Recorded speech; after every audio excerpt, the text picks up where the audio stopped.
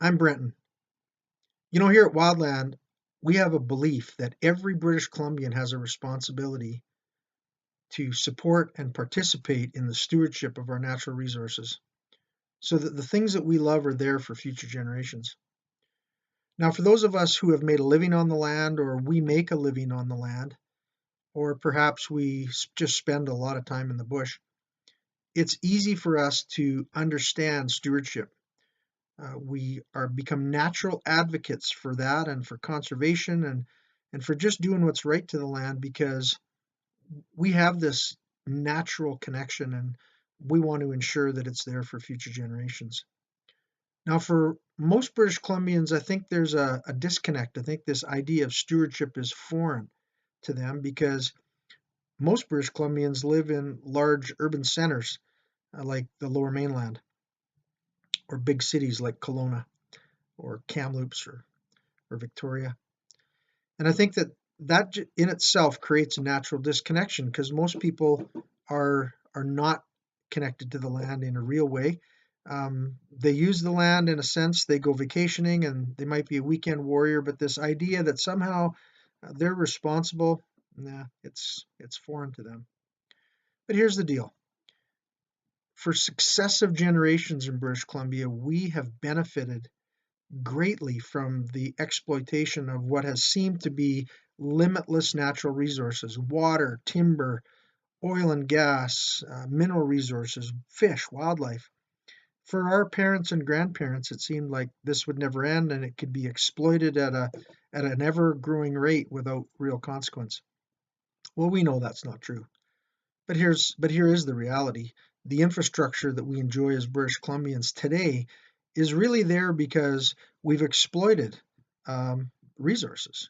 So whether it's highways, roads, schools, bridges, universities, I think it's an indisputable fact that we would not have the prosperity that we enjoy in our province if it hadn't been that these resources had not been exploited. But the land is in a mess. We know that the land is in trouble.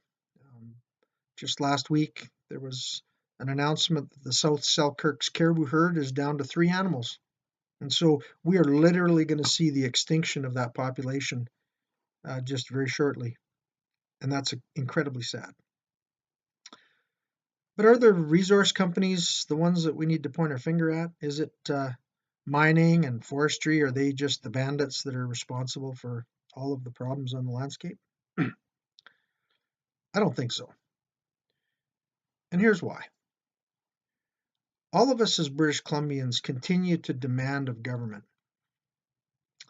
Governments don't get elected by saying that they're going to raise your taxes. They get elected by saying that, we're going to increase uh, daycare spaces, we're going to make class sizes smaller, we're going to get rid of bridges, toll bridges, so you don't have to pay to cross the Fraser. We're going to shorten wait times so that people can get hip replacements faster.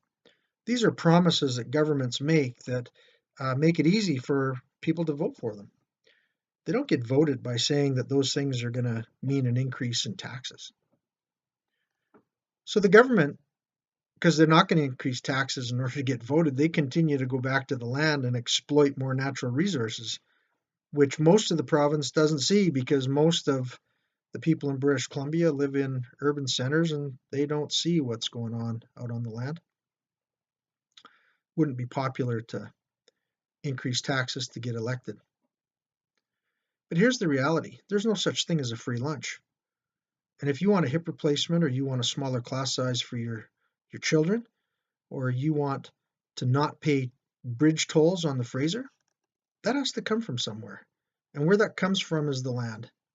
And here's the reality. Successive governments have been using the land like a rented cow that they're milking 3 times a day, and they're never turning her out to pasture so that she can freshen up. That's the dirty reality, and that's the truth. And that's why all British Columbians have to share in this responsibility. Because whether you live in Vancouver or Dease Lake or Risky Creek or Kamloops or Kelowna or Victoria, every single person in this province is benefiting from that cow that's getting milked 3 times a day, and that cow is getting dry. Everyone has a responsibility because we all benefit from the exploitation of our natural resources. You can't blame the mining company. You can't blame oil and gas. You can't blame forestry. We have demanded of government, and government has gone to the land, and government has exploited the land. So we're responsible. Government's not responsible. We are. Me and you. All of us. Now, that may be a tough pill for some people to swallow, but it's actually the truth. Just follow the money and follow why things are being exploited. And it comes back to us, comes back to voters who demand things that government has to provide for us, apparently. So here, we're not going to change that. I don't think anyone wants to dismantle the Port Mann Bridge or shut down a school or make class sizes bigger. I'm not suggesting that. What I am suggesting is that all British Columbians have to share in this responsibility to bring health and stewardship back to the landscape. The land's a mess. Everyone's responsible. So let's unite. Let's join our forces and join our energy, and let's help get that cow turned out to pasture so that the land can be healthy again. Let's let that cow get healthy, and then when we go back to the land, she's only getting milked twice a day, and we give her time to freshen up. That's stewardship. That's something that I think everyone should understand. So if you like this video, share it with your friends.